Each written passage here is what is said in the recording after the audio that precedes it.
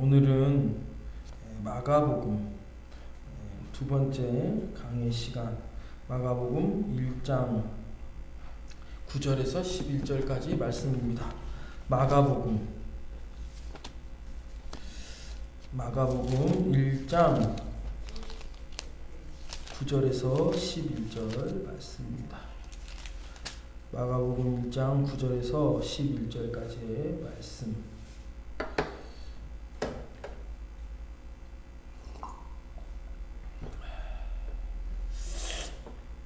마가복음 1장 9절에서 11절 말씀을 우리 같이 한 목소리로 읽겠습니다.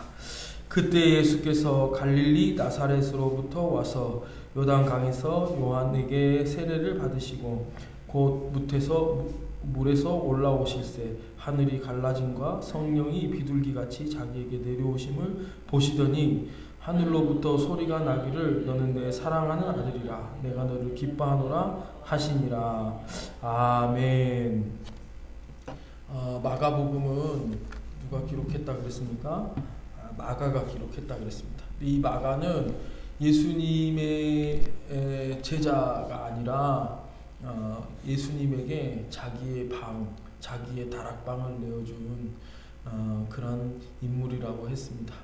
그리고 또 그가 바울과 바나바의 선교 사역에 동역했던 그런 사람이었습니다. 그가 어떤 이유에서였는지 모르지만 선교 사역 중간에 이제 돌아가게 되고 또 그로 인해서 바울과 바나바 사이에 갈등이 일어나서 기독교 선교가 두 갈래로 나누어지게 되었다, 이렇게 얘기를 했습니다. 그렇지만 훗날에 마가는 바울이 인정할 정도로 아주 탁월한 인물이 되었다, 이렇게 얘기를 했습니다. 심지어 바울이 마가를 내 아들 이렇게 얘기할 정도로 굉장히 탁월한 사역자가 되었습니다. 이 마가가 그 유약하고 또 바울과 바나바가 갈라서게 했던 사역 중에 갈등을 일으키게 하는 원인을 제공했던 이 마가가 어떻게 이런 인물이 되었는가? 그것은 베드로의 영향일 것이다 라고 우리가 이렇게 얘기를 했습니다. 마가는 베드로 사역의 통역자로서 동행하면서 베드로의 영향을 받아서 분명한 믿음을 갖게 되었고, 그리고 1장 1절의 말씀은 바울이 가이사라 빌립보에서 고백했던 그 신앙의 고백과 흡사하다, 이렇게 얘기를 했습니다. 즉 사람이 누구를 만나느냐에 따라서 그 사람의 삶이 완전히 변화되게 되어 있다는 것입니다.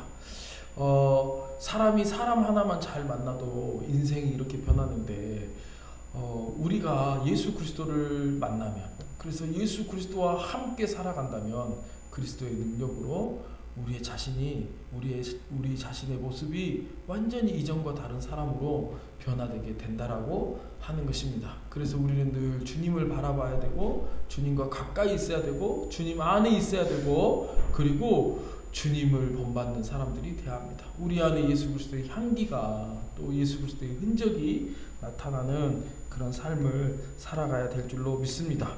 그리고 지난 시간에 보면 세례 요한, 광야에서 외치는 자의 소리, 예수님의 길을 예비한 세례 요한에 대해서 기록하고 있는데, 세례 요한은 그 복음을 선포하면서 무엇보다도 그 사명에 충실했고, 그리고 자기에게 주어졌던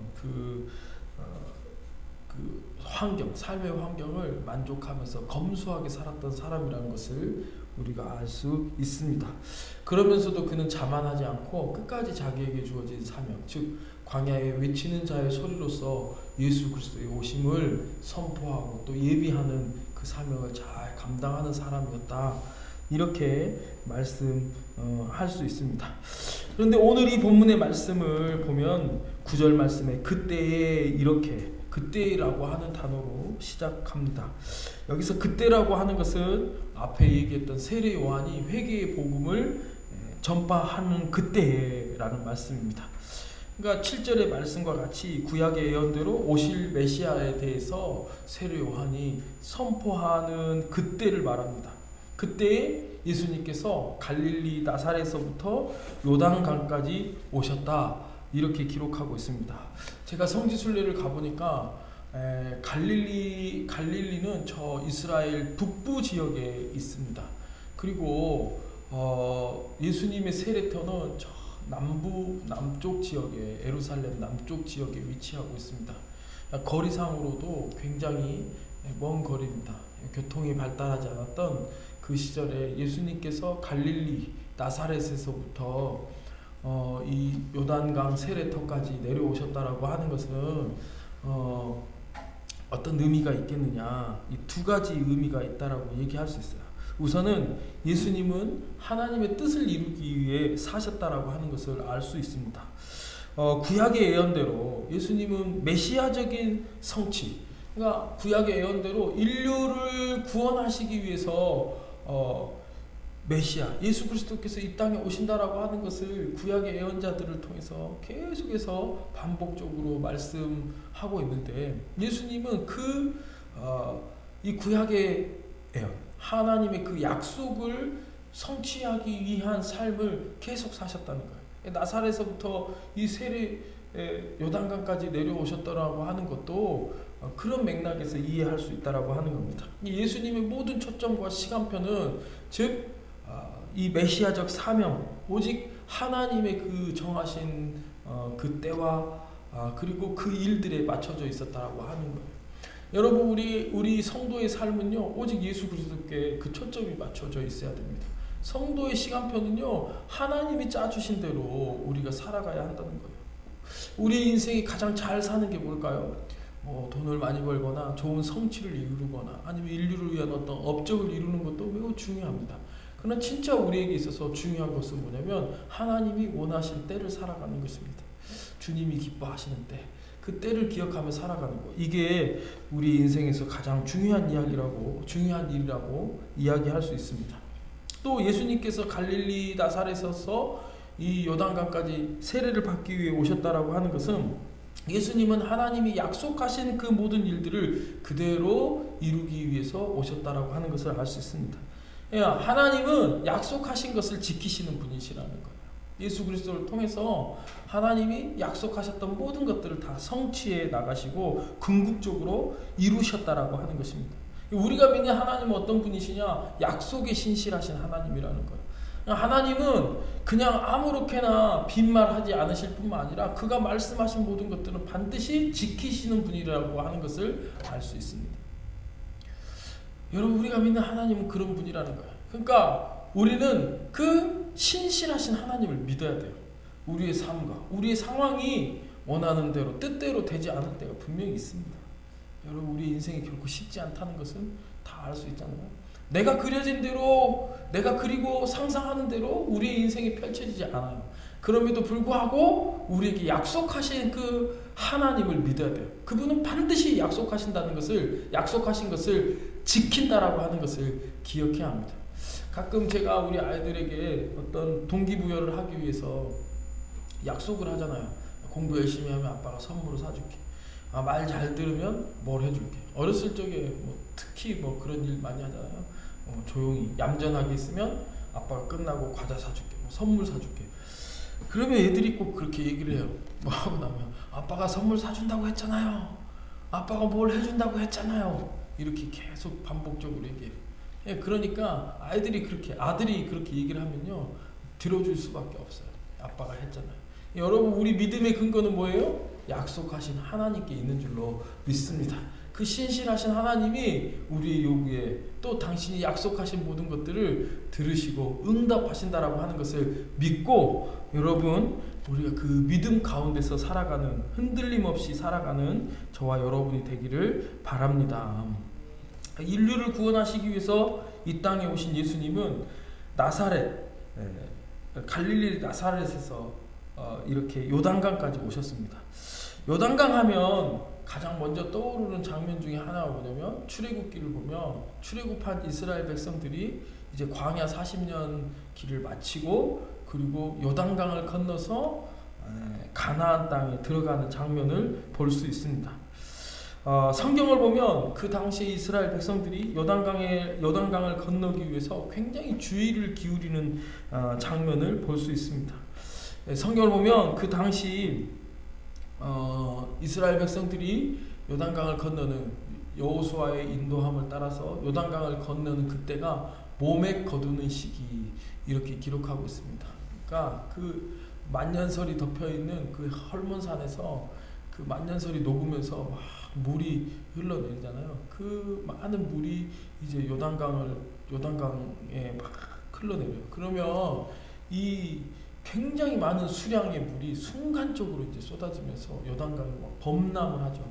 그래서 막 평상시보다 더 빠른 유속으로, 그리고 굉장히 많은 양의 물이 막 순간적으로 흘러 내려갑니다. 요단강을 건너는 것이 굉장히 위험하게 돼요. 그러니까 이스라엘 백성들에게 뭐라고 얘기합니까? 두려워하지 말고 하나님이 그 요단강을 건너게 하신 거예요. 우리가 생각했을 때는 수량이 가장 적고 그리고 유속이 가장 느린, 가장 안전한 때에 건너는 것이 합리적이라고 생각하지만, 하나님은 정반대의 상황에서 이스라엘 백성들로 하여금 요단강을 건너게 하신다는 거예요. 이 요단강을 건넌다라고 하는 것은 무슨 얘기입니까? 여러분, 우리가 새로운 땅, 하나님의 약속의 세계에 들어간다라고 하는 거예요. 그러니까 여러분, 우리가 간혹 그 죽음을 우리가 이렇게 장례 예배 때 부르는 찬송이 뭐냐면 요단강 건너가 만나리, 이런 찬양하잖아요. 우리는 요단강은 뭐냐면 하나님이 약속하신 새로운 세계를 의미해요. 하나님이 통치하시는 그 새로운 땅에, 약속하신 땅을 우리가 차지한다라고 하는 거예요. 근데 하나님이 열어주시는 그 새로운 세계, 그 약속의 땅을 살아가기 위해서는요, 우리에게 뭘 필요하냐면 범람하는 그 요단강을 믿음으로 통과할 수 있는 하나님의 말씀에 의지해서 발을 내딛고 건널 수 있는 믿음이 필요하다는 거예요. 믿음이 있어야만 여러분, 거친 물살을 뚫고 우리가 하나님이 약속하신 세계를 건너갈 수 있다라고 하는 거예요. 우리에게는 하나님을 전적으로 의지하고 내 모든 것을 내어 맡길 수 있을 만한 믿음이 필요하다라고 하는 거예요. 사랑하는 성도 여러분, 아무리 세상이 쏜살같이 흐를지라도 우리를 인도하시는 하나님의 능력은 전능하신 것을 여러분 믿으시기 바랍니다. 그래서 그 하나님을 향한 믿음을 가지고 우리가 세상을 건너가야 한다는 거예요. 근데 이 장면만 생각하면 요단강이 굉장히 큰 강, 또 굉장히 물이 많은 수량을 가진 그런 강이라고 생각될지 모르지만, 사실 이제 제가 평상시 요단강 세례터를 가보니까 요단강은 지금은 이스라엘과 요르단의 국경 역할을 하고 있는데요. 그냥 조그마한 실개천 정도 되는, 강 지류 정도 되는 조그만 실개천 정도의 그냥 아주 좁은 강이에요. 그래서 이렇게 그 건너편에 있는 사람들이 보이고, 이쪽 편에서도 세례를 받고 또 저쪽 편에서도 세례를 받을 수 있는 그냥 조그마한 강이에요. 그 조그만 강, 근데 그 좁은 강이, 그 요단강을 우리가 기억하게 된 것은 뭐냐면 하나님께서 역사하신 현장이라고 하는 데 의미가 있다는 거예요. 요단강이 뭐 큰 강이냐 작은 강이냐, 그곳에 유속이 빠르냐 느리냐, 아니면 그곳에 뭐가 있느냐, 이게 중요한 게 아니라 그 요단강이 우리에게 의미가 있는 것은 예수 그리스도께서 오셔서 세례를 받으시고 하나님의 약속하신 것을 성취하신 그 역사의 현장이라고 하는 것에 의미가 있다라고 하는 거예요. 그 모양이나 뭐 이런 게 중요하지 않다는 거죠. 여러분, 우리나라에도 그런 곳이잖아요. 저 전라도 진도에 가면 그 울들목이라고 하는 데가 있잖아요. 요즘 우리가 잘 아는 이순신 장군 신에게는 아직 12척의 배가 있고, 12척의 배를 가지고 일본군 함대 300척을 물리친 그 임진왜란에서 역사적인 사건을 일으켰던 그 울들목. 여러분, 우리가 울들목을 가다 보면 유속이 빠르고 그냥 섬과 섬 사이에 있는 바다라고 하는 뭐 그 정도인데 어디서나 흔히 볼 수 있는 그런 바다예요. 근데 우리가 그 울들목을 중요하게 생각하는 이유는 뭐냐면 이순신 장군이 그곳에서 일본군을 물리쳐들었다라고 하는 역사적 사실 때문이에요. 누구나 그것을 기억한다는 거예요. 진주 난강에 가면 촉성루라고 하는 데가 있잖아요. 그리고 그 밑에는 의암이라고 하는 바위가 있어요. 어디든 가면 볼 수 있는 그 바위인데요. 그것을 사람들이 의암이라고 하고 그리고 굉장히 중요하게 여겨요. 왜냐하면 임진왜란 때 농계라고 하는 기성이 일본군 적장을 품에 안고 그곳에서 같이 투신을 해가지고 거기서 적장을 죽였어요. 그때 농계의 피가 그 바위에 튀겼다. 바위에 피가 튀겼는지 안 튀겼는지는 우리가 알 수가 없어요, 사실은. 그리고 뭐 튀겨도 얼마나 튀겼겠어요. 그럼에도 불구하고 그 바위를 중요하게 생각한 것은 역사적 사실 때문이에요. 요단강이 중요한 것도 역사적인 사실 때문이에요. 하나님이 예수 그리스도께서 오셔서 그곳에서 세례를 받으셨다라고 하는 것 때문에 우리가 그 작은 강을 기억하는 거예요. 여러분, 우리의 인생도 마찬가지예요. 우리가 어떤 성취를 이루었느냐, 어떤 환경에 살아가고 있느냐, 그리고 우리가 얼마나 많은 것들을 소유했느냐, 얼마나 배웠느냐, 이게 중요한 게 아니라 지금 내 삶 가운데 그리스도께서 오셔서 역사하시느냐, 이게 중요하다는 거예요. 우리 삶이 하나님이 임재하셔서 역사하시는 그런 하나님의 역사의 현장이 되어야 한다는 거예요. 사랑하는 성도 여러분, 매일매일 그리스도의 흔적이 남아있는, 매일매일 하나님이 역사하시는 그 기적의 현장으로서의 저와 여러분의 삶이 되기를 주의 이름으로 축복합니다.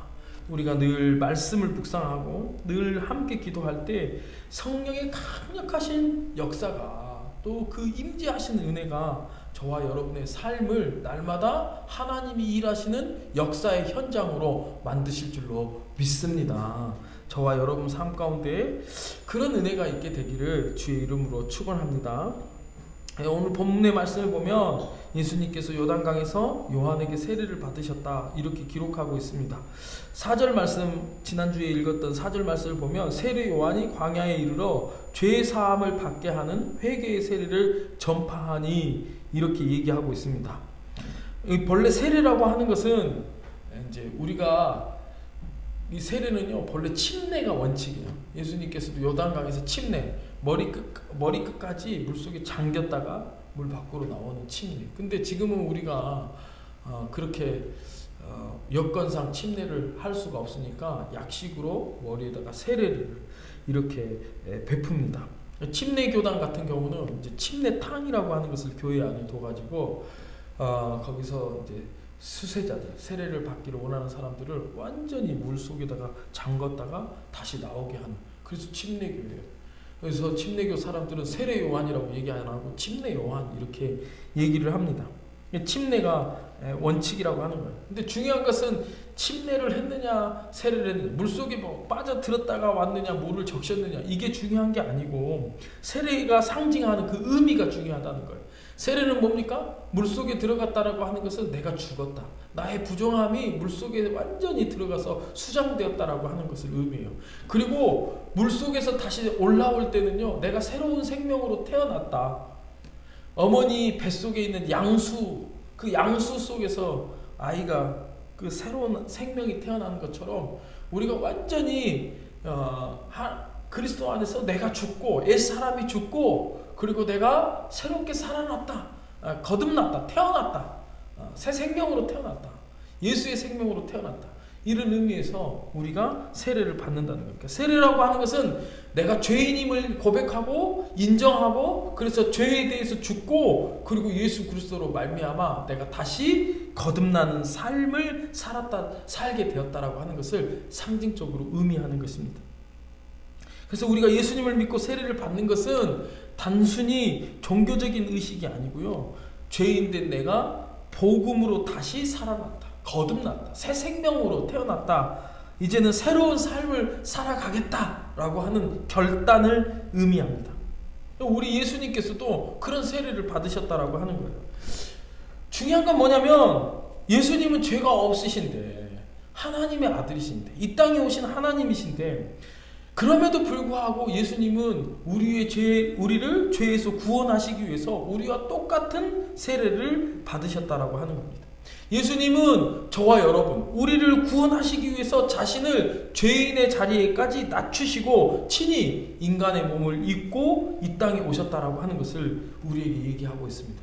그러니까 예수님의 세례라고 하는 것은 진짜 예수님이 우리를 얼마나 사랑하셨는지, 그래서 예수님이 우리를 구원하시기 위해서 친히 죄인이 되셨다라고 하는 것을 의미하는 말씀이에요. 여러분, 그 어느 나라에서 왕이 백성들의 삶을 살펴보기 위해서 민정시찰을 이제 하셨다라고 하는 거예요. 민정시찰을 했습니다. 민정시찰을 하는데 어느 마을에서 아주 아름다운 처녀를 만나게 됐어요. 이 왕이 거기서 완전히 사랑에 빠졌습니다. 완전히 난 사랑에 빠졌어요. 그래서 자기의 왕비로 결혼을 해서 왕비로 삼고 싶었어요. 궁으로 돌아가가지고 이제 그런 사실들을 얘기를 했어요. 내가 한 처녀를 만났는데 사랑하게 됐다. 내가 그 여인과 결혼하고 싶다. 그랬더니 신하들이 극구 만류하는 거예요. 아니 왕께서 어떻게 그 천하디 천한 그런 여자하고 결혼할 수 있습니까? 안 됩니다. 극구 반. 그래도 왕은 그 여인을 너무 사랑했기 때문에 포기할 수 없었어요.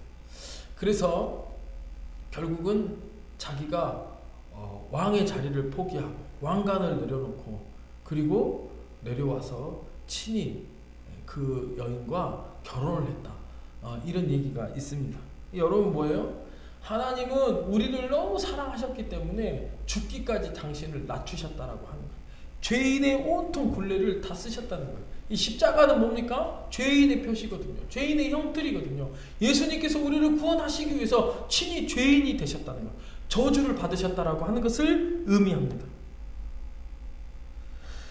십자가에 죽으시기까지 그렇게 하시기 위해서 예수님 지금 요단강에서 요한에게 회개의 세례를 받으신 것입니다. 그래서 우리가 이 요단강에서 세례를 받으시는 예수님의 모습을 통해서 우리 인간의 궁극적인 죄에 대해서 먼저 생각해 봐야 합니다. 사람들은 자신의 학벌이나 형편이나 혹은 처지 이런 것들을 통해서 늘 자신이 특별하다거나 혹은 열등하다라고 하는 이런 열등감에 사로잡혀 살아갑니다. 하지만 궁극적으로 이 땅을 살아가는 모든 사람들은요, 한 가지 면에서 다 똑같아요. 그게 뭐냐면 죄인이라는 거예요. 가진 사람이나 배운 사람이나 아니면 뭐 잘생긴 사람이나 못생긴 사람이나 누구든지 젊은 사람이나 늙은 사람이나 어떤 사람이든지 다 인간은 죄인이라는 거예요.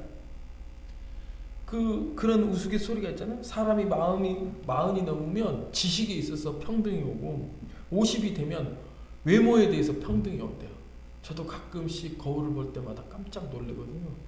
제가 굉장히 젊었을 때 잘생긴 것 같지만 그랬어요. 그냥 외모에 있어서 평등이 온다는 거예요. 60살이 넘으면 남자나 여자나 성별에 있어서 평등이 온다는 거예요. 뭐 남자는 여성 호르몬이 많이 나와가지고 좀 여성스러워지고 또 여자는 남성 호르몬이 많이 나와가지고 조금 무서워진다는 거예요. 그리고 70살이 넘으면 건강에 있어서 평등해진다는 거예요. 또 80이 되면 돈을 가진 사람이나 돈이 없는 사람이나 물질에 있어서 평등해진다 그러고요. 사람이 90살이 되면요, 산 사람이나 죽은 사람이나 거반 똑같다. 이런 얘기가 있어요. 사람이 시간이 가면 다 평등해지는 거예요. 다 평등해져요. 인간은 이 죄인이라고 하는 이 절대 조건에 있어서 사람들은 다 똑같아요. 우리 스스로 구원할 수 없어요. 오직 예수 그리스도를 통해서만 우리가 구원받을 수 있다라고 하는 거예요. 그러니까 우리는 우리 자신이 죄인이라고 하는 것, 그래서 예수 그리스도의 그 십자가 보혈 앞에서 우리 자신을 겸손하게 낮추고 그리고 그분의 긍휼과 은혜를 구하면서 살아가는 것, 이게 인생의 참된 지혜예요. 우리는 그 십자가의 보혈로만 구원받을 수 있다라고 하는 사실을 우리가 믿어야 된다는 거예요. 그래서 예수님의 이 세례를 받으시는 이 장면을 통해서요, 결국 우리 인간의 궁극적인 구원에 대해서 겸손하게 생각해야 된다라고 하는 것입니다. 본문에 보면 예수님은 요단강에서 세례를 받으셨는데 이스라엘 백성이 요단강을 건너서 약속의 세계에 들어간 것처럼 결국 우리도 진짜 세례를 받고 거듭남의 이 체험을 통해서 이제 하나님의 자녀로서 영광스러운 삶을 살아가게 된다라고 하는 거예요. 우리는 우리의 구원을 확정해야 돼요. 그리고 이 구원을 이루기까지, 우리의 이 구원이 완성될 때까지 우리는 끊임없는 믿음의 삶을 살아가야 된다는 거예요. 그럼으로써 하나님의 자녀의 삶을 이 땅 가운데서 살아가게 된다라고 하는 것입니다. 여러분, 본문에서 예수님이 세례를 받으실 때 세 가지 사건이 일어납니다. 오늘 이 장면을 학자들은 메시아의 대관식 이렇게 얘기를 해요. 왕의 자리에 오를 때, 황제의 자리로 오를 때 이 황제의 관을 쓰고 대관식을 하잖아요. 선포하잖아요. 왕이 되었다는 것을 선포하잖아요. 오늘 예수님께서 세례 요한을 통해서 세례를 받으실 때 하늘이 열리고 또 비둘기가 내려오고 하늘에서 음성이 들려오고 하는 이 모든 것들이 뭐냐면 예수 그리스도께서 이 땅에 오신 진짜 왕이시라고 하는 것, 진짜 세상의 창조주요 통치자라고 하는 것을 세상 속에서 선포하는, 선언하는 이 황제의 대관식이다, 이런 표현을 하고 있습니다. 여러분, 우리가 분명한 것은 예수를 믿고 거듭남의 삶을 살아가잖아요. 그러면 우리 삶에도 이런 변화가 주어진다라고 하는 거예요. 분명한 것은 우리가 예수를 믿고 우리가 세례를 받고 그리고 이 거듭남의 체험을 할 때 우리 삶 가운데도 똑같은 이와 같은 변화의 역사들이 일어나게 된다는 거예요. 예수님이 세례를 받을 때 일어났던 이 세 가지 사건은요, 여러분, 우리가 예수를 믿을 때에 이 거듭남의 분명한 체험을 하고 그리스도의 사람으로 살아갈 때 우리 삶 가운데서 일어나는 궁극적인 변화들에 대해서 우리에게 이야기하고 있습니다. 먼저 하늘이 갈라졌다, 이렇게 얘기를 하고 있습니다. 갈라지다, 이 말은 원어 그대로 해석하면 임한다, 하나님의 나라가 내려온다 라고 하는 것이 더 맞습니다. 즉 우리가 예수 그리스도와 함께 죽고 새롭게 태어날 때 하나님의 나라가 임한다는 거예요. 예수 그리스도께서 세례를 받으셨을 때 하늘이 갈라졌다라고 하는 것은 이제 예수 그리스도를 통하여 하나님의 나라가 이 땅에 임했다라고 하는 것을 의미하는 말씀입니다. 예수 그리스도는 어떤 분이십니까? 이 땅에 오신 하나님의 나라입니다. 예수 그리스도를 만난 사람은 누구나 다, 이 거듭남의 그 분명한 체험을 한 사람은 누구나 다 하나님의 나라를 살아가게 되어 있습니다. 예수를 믿기 이전에는 환경이라든지 삶의 조건이라든지 또 내가 원하는 것들을 이루느냐 못 이루느냐 이런 것들을 통해서 우리가 기쁨을 느끼고 쾌락을 느끼고 이렇게 살아가지만요, 우리가 예수 그리스도를 믿고 거듭남의 분명한 체험을 하게 되잖아요. 그러면 이 모든 것을 초월하는, 이 모든 것들로부터 완전하게 초월한 그런 진짜 평강과 기쁨, 하나님의 나라를 우리의 삶에서 누리며 살아갈 수 있다는 것입니다. 로마서 14장 17절 말씀 보면 하나님의 나라는 먹고 마시는 것이 아니요 오직 성령 안에 있는 의와 평강과 희락이라, 이렇게 말씀하신 것 같이 우리가 예수 그리스도를 믿고 거듭남의 분명한 체험을 할 때에 어떤 상황과 조건 속에서도 하나님 나라의 행복과 기쁨을 누리며 살아가게 되어 있는 것을 여러분 믿으시기 바랍니다. 우리가 보면 이제 좀 날이 더워지니까 벌써부터 막 저도 땀이 나더라고요. 오늘 또 점심을 먹는데 막 땀이 많이 나고, 에어컨 좀 틀어달라고 했더니 다른 분들은 추워한다 그러더라고요. 제가 이렇게 보니까 나이를 먹다 보니까 더위를 많이 타더라고요. 또 겨울에는 추위를 많이 타요. 더울 땐 더위 타고 추울 땐 추위 타고. 그러니까 어떤 사람 정상이네 이렇게 얘기를 하더라고요. 사람은 좀 그런 것 같아요. 더울 때 더위도 타고 추울 때 추위도 타고. 근데 환경의 영향을 많이 받는 것 같아요. 근데 예수를 잘 믿고 거듭남의 분명한 체험을 한 사람은요, 여러분, 이 환경을 잘 타지 않습니다. 무슨 말이냐면 어떤 환경 속에서도 기쁨과 즐거움과 만족함을 누리며 살아갈 수 있다는 거예요. 제가 작년에 방글라데시 선교 여행을 갔지 않습니까? 제가 많이는 아니지만 그래도 해외에 몇 개 이런 나라를 가봤는데요, 다시는 가고 싶지 않은 나라, 그럼 방글라데시예요.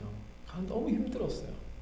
뭐 진짜 너무 사는 게 열악하고 뭐 그냥 공항 그래도 어느 공항은 그 나라의 이제 관문이니까 공항 가면은 굉장히 그래도 깨끗하게 잘 유지가 돼 있는데 방글라데시 공항은 제가 가니까 꼭 어느 시골의 버스 터미널처럼 그 정도로 그냥 막 닭이 날아다니고 수도라고 할 것도 없이 고속도로라고 하는데 우리나라 국도보다 못한 그런 길들 굉장히 힘들고 어렵게 살아요. 제가 거기 있는 동안에 굉장히 좀 고통스럽다는 생각이 많이 들었어요. 빨리 집에도 가고 싶고 화장실도 갈 수 없고 방에서 그래도 우리가 왔다고 해가지고 제일 좋은 그 선교지에서 호텔에 씻고 해야 되니까 호텔을 이렇게 방을 잡아줬는데 이건 뭐 호텔도 아니에요. 우리나라 시골 여인숙보다도 못한 그런. 그래서 에어컨 딱 틀었는데 얼마 안 돼가지고 밤에 비가 오면서 벼락이 탁 쳤더니 전기가 끊어진 거예요. 에어컨이 그냥 벽에 붙어만 있어요. 에어컨도 나오지도 않고 굉장히 힘들었던 기억이 있어요. 근데 제가 좀 너무 힘들다는 생각을 하다가 순간 제가 회개하게 된 것 중에 하나가 뭐냐면 선교사님들의 모습을 보고서였어요.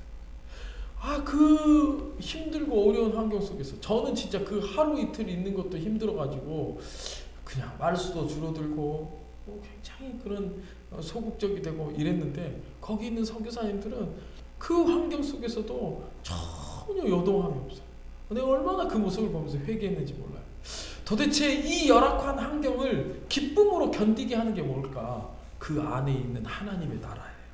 선교사님들 그 마음속에 있는 그들을 지배하고 있는 그들을 통치하고 있는 그들이 살아가고 있는 하나님의 나라예요. 예수 그리스도를 통해서 그들이 하나님 나라를 경험했기 때문에 이미 하나님 나라를 살아가고 있기 때문에 어떤 환경에서도 만족하고 기뻐하고 즐거워할 수 있다는 거예요. 제가 그때 많은 깨달음을 가졌어요. 나의 믿음이 진짜인가 하는 생각도 많이 들게 됐고 여러분 우리는 늘 환경을 구하고 조건을 추구합니다. 그러나 진짜 중요한 것은 예수 그리스도 안에 하나님의 나라가 있다는 거예요. 의와 평강과 희락, 기쁨, 행복을 예수 안에서 누리고 살아가게 되어 있다는 거예요. 세례를 받을 때, 즉 우리가 거듭날 때, 예수 그리스도를 통해서 새 생명으로 태어날 때 하늘이 갈라진 것처럼 저와 여러분 가운데 하나님 나라가 임하고 우리는 하나님의 나라를 살아가게 된 줄로 믿습니다. 하나님의 임재 연습을 쓴 노렌스 형제 보면 수도원에서 허드란 수도원 식당에서 허드렛 일을 하면서 그리고 그 불편한 장애의 몸을 가지고 살아가지만 그는 늘 임재하신 하나님과 함께 했기 때문에 그 기쁨과 즐거움 속에서 살았다라고 얘기하고 있지 않습니까? 사랑하는 성도 여러분, 저와 여러분 모두가 이 거듭남의 신비를 통해서 하나님 나라를 살아가는 그런 은혜가 있으시기를 주의 이름으로 축원합니다. 그런가 하면 성령이 비둘기같이 내려왔다 이렇게 얘기를 합니다. 성령이 비둘기 모양으로 예수님께 내려왔다는 것은 구약에 약속된 분이 오셔서 죄와 심판의 시대에 막을 내리고 구원의 복으로 가득 찬 은총의 새로운 시대를 열어가시는 것을 이제 상징적으로 보여주는 것입니다. 비둘기는 순결하고 온유함의 상징이에요.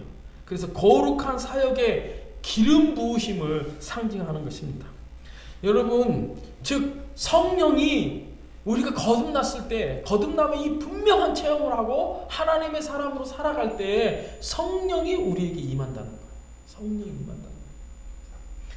사도행전 2장 38절 말씀 보면 이렇게 기록하고 있습니다. 베드로가 가로되 너희가 회개하여 각각 예수 그리스도의 이름으로 세례를 받고 죄 사함을 얻으라. 그리하면 성령을 선물로 받으리니 이렇게 말씀하고 있습니다. 우리가 분명하게 거듭나고 그리고 분명하게 예수의 사람으로 살아갈 때 우리 가운데 날마다 모든 일 가운데 성령의 기름 부으심이 함께하는 줄로 믿습니다.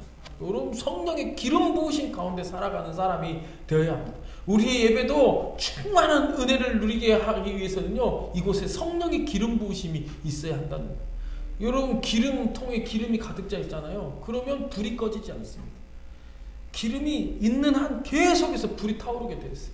여러분 우리의 삶 가운데도 성령의 기름 부으심이 있으면, 성령이 충만하면 우리의 인생이 불타오르게 되어 있는 줄로 믿습니다. 우리의 문제는 항상 내 힘으로 무언가를 하려고 한다는 데 있습니다. 우리가 굉장히 힘들고 바쁜 이유는 뭐냐면 우리 스스로의 힘으로 뭔가를 하려고 한다는 것. 어떻게든 해보려고 한다는 거죠. 근데 더 중요한 건 뭐냐면 우리의 사역과 우리의 삶 가운데, 우리가 하는 모든 일들 가운데 성령의 기름 부으심이 함께 하기를 우리가 기도해야 된다는 거예요. 그래서 성령이 기름 부으시면 역사가 나타나게 되어 있습니다. 우리의 인생에도 불이 타오르게 되어 있고요. 우리의 사역에도, 우리 삶의 현장에도 불이 일어나게 되어 있어요. 뜨거운 역사가 일어나게 되어 있다는 것입니다. 그래서 우리가 진짜 해야 될 일은 뭐냐면 기도하는 일이에요. 기도하는 일. 제가 이 심야 예배에 이 온라인을 통해서, 사실 제가 심야 예배 안 해도 누구 아무 말 안 하고 누가 뭐라고 할 사람도 없고요. 제가 심야 예배를 하지 않는다고 해서 제가 또 기도하지 않고 집에서 그냥 자빠져서 놀지 않거든요. 그럼에도 불구하고 이렇게 영상을 통해서 또 온라인을 통해서 예배 드리는 이유가 뭐예요? 우리가 기도해야 한다는 데 있습니다. 우리가 기도할 때 성령이 기름 부으시고 역사가 강력하게 나타나게 되어 있다는 것입니다. 사랑하는 성도 여러분, 우리 함께 뜨겁게 기도함으로 우리 가운데 기름 부으시는 하나님의 강력하신 역사를 경험할 수 있게 되기를 주님의 이름으로 축원합니다. 마지막으로 예수님이 세례를 받으실 때 하늘로부터 소리가 들렸어요. 하늘에서 직접 음성이 들려 하시는 말씀이 예수님이 어떤 존재인지를 우리에게 알려줍니다. 우리가 읽은 말씀 뭐죠? 하늘로부터 소리가 나기를 너는 내 사랑하는 아들이라 내가 너를 기뻐하노라 하시니라. 하나님께서 그 칠이 들려주셨다. 예수님이 어떤 존재인지를 우리에게 얘기해 주신 거예요. 예수님의 위치와 권위를 알려주고 있습니다. 진짜 하나님의 기쁨을 표현하고 있고요. 하나님이 이 모든 상황을 다 보고 계시고 주관하고 계신다라고 하는 것을 이 말씀을 통해서, 이 선언을 통해서 우리가 알 수 있습니다. 뿐만 아니라 이 사건은, 이 선언은요, 이 말씀은 예수님이 하시는 모든 일에 하나님 아버지께서 함께 하신다라고 하는, 그래서 예수님이 하시는 모든 일들에 하나님의 권위가 있다라고 하는 것을 우리에게 상징적으로 보여주고 있습니다. 예수님의 공생의 사역의 힘이 어디 있느냐? 바로 이 말씀에 있다는 거예요. 제가 목요일에 이제 코칭 모임에 가서 같이 공부를 하는데 이번에 강사로 오신 분이 제 모교회 담임 목사님이에요. 모교회 담임 목사님이 다른 분들 강의하시고 이제 함께 사진 촬영하고 또 인사하는 그 시간에 제가 이렇게 마스크를 벗고 인사를 했더니 서목사도 여기 있었네. 굉장히 반가워해 주신 거예요. 사람들이 오, 강사 목사님이 그래도 저를 아는 척하니까 오. 그리고 이제 식당에서 식사를 하고 이렇게 나오는데 저를 보시고 하는 말씀이 뭐냐면 서목사 언제 고향에 한번 안 내려와? 그래서 제가 한번 내려가서 찾아뵙고 인사드릴게요. 그랬더니 그래요, 내가 맛있는 밥 사줄게 이러면서 얘기를 해주니까 옆에 있는 사람들이 오 이렇게 얘기를 하는 거예요. 이게 저한테 권위를 부여해 주는 거죠. 예수님이 세례를 받고 나왔을 때 하늘로부터 하나님이 너는 내 아들이다, 내가 너를 기뻐한다 이렇게 선언하는 것을 통해서 예수님의 이 존재, 예수님의 존재를 증명해 보여주고 있잖아요. 그분이 어떤 분이신지를 우리에게 알려주고 있다라고 하는 것입니다. 여러분, 우리가 성령 받고 하나님의 자녀로 살아가면요, 날마다 우리 삶 가운데 이와 같은 믿음의 역사가 일어난다는 거예요. 하나님이 보증해 주시는 자녀의 삶을 우리가 세상 속에서 살아가게 된다라고 하는 것입니다. 여러분, 정말로 우리가 살아가는 동안에 힘들고 고달프고 어려운 순간들이 여러분 왜 없겠습니까? 얼마나 많이 있겠습니까? 그런데 우리가 회개하고 거듭남을 가지고 하나님의 자녀로서의 삶을 살아가면 우리가 하나님이 보장해 주시는 하나님의 자녀의 권세를 가지고 세상 속에서 당당하게 살아갈 수 있다라고 하는 거예요. 하나님이 보장해 주신. 아니, 어느 기업의 회장님이 큰 프로젝트를 진행하는데 그 프로젝트를 담당하는 직원, 많은 직원들 앞에서 그 프로젝트를 담당하는 직원을 딱 앞에 세워놓고 이렇게 얘기를 하신 거예요. 이제부터 이 사람이 하는 얘기가 곧 내가 하는 얘기라고 이렇게 딱 한마디로 해줬어요. 여러분 그러면 어떻겠습니까? 이 사람에게 권위가 생기는 거예요. 무슨 일을 하든지 간에 그런 얘기예요. 우리가 이 분명한 거듭남의 체험을 하고 하나님의 자녀의 삶을 살아가게 될 때 하나님께서 우리의 인생에 그 놀라운 권세의 보장이 되어 주신다라고 하는 거예요. 우리의 인생을 하나님이 증명해 주신다라고 하는 거예요. 우리가 하는 모든 일들과 말과 삶에 하나님이 권위를 부여해 주신다는 거예요. 하나님의 자녀의 권세를 우리에게 인정해 주신다라고 하는 것입니다. 사랑하는 성도 여러분, 그러니까 내 힘, 내 능력, 내 권세, 내 노력으로 뭔가를 이루려고 하지 말고 오늘도 은혜의 요단강 그곳에 내려가서 나의 약함을 고백하고 그리고 연약한 내 자신을 완전히 내려놓고 옛사람의 습성도 다 내려놓고 그리고 예수 그리스도의 권위로 예수 그리스도의 그 은혜로 그 긍휼로 그리고 하나님의 그 도우시는 손길로 다시 새롭게 출발하는 저와 여러분의 삶이 되기를 주의 이름으로 축원합니다. 그렇게 살아갈 때 하나님의 강력하고 놀라운 역사가 저와 여러분의 삶에 함께하게 될 줄로 믿습니다. 하나님 아버지 은혜를 감사합니다. 오늘 이 밤에도 주신 말씀 붙들고 우리가 세상 속에서 승리하며 살아가게 하여 주옵소서. 하나님 우리 교회를 지켜주시고 성령 충만한 교회, 사도행전적인 영성과 비전을 가진 그런 교회가 되게 하여 주옵소서. 이 재단에 속한 모든 성도들이 아버지 하나님 정말로 주님이 주신 그 권세와 힘의 능력으로 세상 속에서 승리할 수 있도록 도와주옵소서. 아버지 코로나로 어려운 상황 가운데서 우리가 더욱더 주님을 사모하며 아버지 우리의 연약함을 고백하고 주님께 더 가까이 나아갈 수 있도록 도와주시옵소서. 이 나라 이 민족을 지켜주시고 하나님 남북의 평화가 정착되고 정치가 안정되고 경제가 활성화되며 아버지 하나님 특별히 이 코로나 상황 속에서 우리 나라가 아버지 하나님 세계 속에서 주도적인 역할을 잘 감당해 나아갈 수 있도록 도와주옵소서. 우리 성도들을 기억하여 주시옵시고 하나님 주여 온전히 하나님을 믿는 믿음 안에서 승리하게 하여 주시옵시고 하나님 우리 성도들 마음의 간절한 소망과 기도의 제목들 이 시간에 부르짖는 모든 기도에 응답하여 주옵소서. 아버지 주말을 거룩하게 보내며 준비된 예배자로 하나님 앞에 설 수 있도록 인도해 주옵소서. 이 모든 것 가운데 우리 주님 함께해 주시기를 예수님 이름으로 기도드리오며 이제는 우리 구주 예수 그리스도의 귀하신 은혜와 하나님 아버지 크고 극진하신 사랑과 성령의 감화 감동으로 충만 교통하신 은혜가 사랑하는 성도들 머리머리 위에 이제부터 영원토록 함께 하시기를 간절히 축원하옵나이다. 아멘.